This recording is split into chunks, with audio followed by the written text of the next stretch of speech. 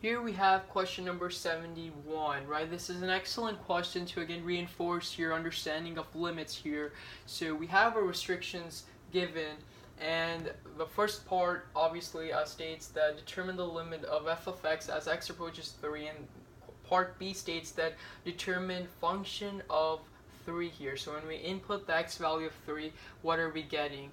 And again, here what I would do is we want to graph this obviously just to make it easier. So let's just quickly graph this. So we have our x-axis or y-axis, and we have our graph here. Now the first step I would do is really just factor the numerator out, right? Because I think that makes sense, because you always want to get rid of your removable discontinuities if those exist. And clearly we see that our first restriction states that x cannot equal 3, right? Because if we do put 3 in, the denominator becomes 0 and overall we get an undefined value. So to prevent that, we obviously want to factor the numerator out to see if we can possibly get rid of the x minus 3.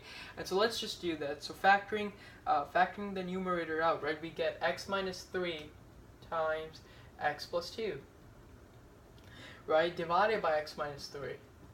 So we see here that our denominator, x minus 3, and the x minus 3 in the numerator obviously cancel out. So we're really left with y is equal to x plus 2. So when we're graphing, instead of having to put values in for x into these two factors, right, which are effectively going to be canceled out, why not just put values in for x into this linear equation directly, right? So we can just do that.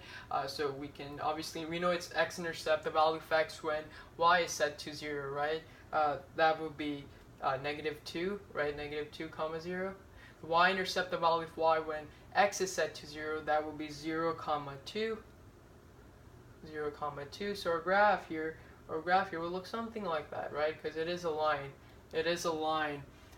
So we know that it's a linear function. We have graphed it, and now we're looking at this, and we know that it cannot equal 3, right? But the idea is that if you recall from my previous lessons on rational functions, when we are eliminating x minus 3, right? I mean, as the rule we have for rational functions, we should understand that we have eliminated common factors from the numerator and the denominator. Therefore, we should understand that there is a whole that exists, right? There's a whole, and to determine the whole, we must obviously evaluate its x-coordinate. And to determine the x-coordinate, we set either one of these factors to 0. So we know that x-coordinate of this whole must be 3, and then we substitute 3 into this expression back, right, into its more simplified version, which is x plus 2. So 3 comma 5 is where the whole is, right? 3 comma 5 is where the whole is. So our whole may be somewhere here. That's 3 comma 5. That's where our whole exists. However, we also know that at x is equal to, or at y is equal to 4, sorry, my bad. It states that y is equal to 4 if x is equal to 3, right? That indicates that there is this point. Again, y is equal to 4 is really a horizontal line, right? That's just a horizontal line where all your y values are 4. So it's saying that you have such a function y is equal to 4 at the point x is equal to 3, which means that, which would really mean that we have a point over here, right? At x is equal to 3, we actually have a point at the line y is equal to 4. So this point over here is 3 comma 4, right? We have 3 comma 4 as a point there. Our whole is, however, 3 comma 5. And looking at this graph, we should understand that this is a removable discontinuity, not a asymptotic discontinuity, not a jump discontinuity. It is a removable discontinuity, right? We were able to eliminate factors that were common and determine the whole, and just by visually looking at it, because of this piecewise function that we have over here, right? We also have defined a value, right, for which x is equal to 3 does exist, right? 3 comma 4 is that specific point there for which the function is defined, right? So now we have our graph here, and we understand that this is a removable discontinuity. So if you recall from one of my previous lessons, whenever there is a removable discontinuity present, a limit must exist, right? So we're talking about part A here.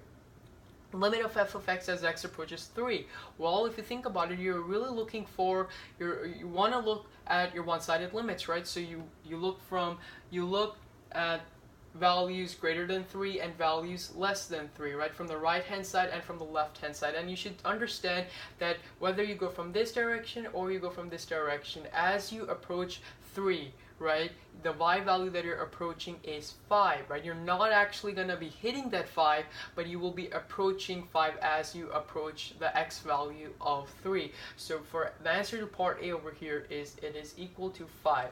And then for part B, we have determined f of 3, right? And now this is where the interesting part comes. Now we actually want to know at what y value or what output do we get when we input the x value of 3. Obviously we cannot get 5, right? Because our graph is not incorporating that 5 y coordinate value, right? It's just not part of the graph as we have sketched it here. However, when we still have a value that is defined at the x value of 3, that is 3 comma 4. We have a point there, right? Our graph is defined at that point.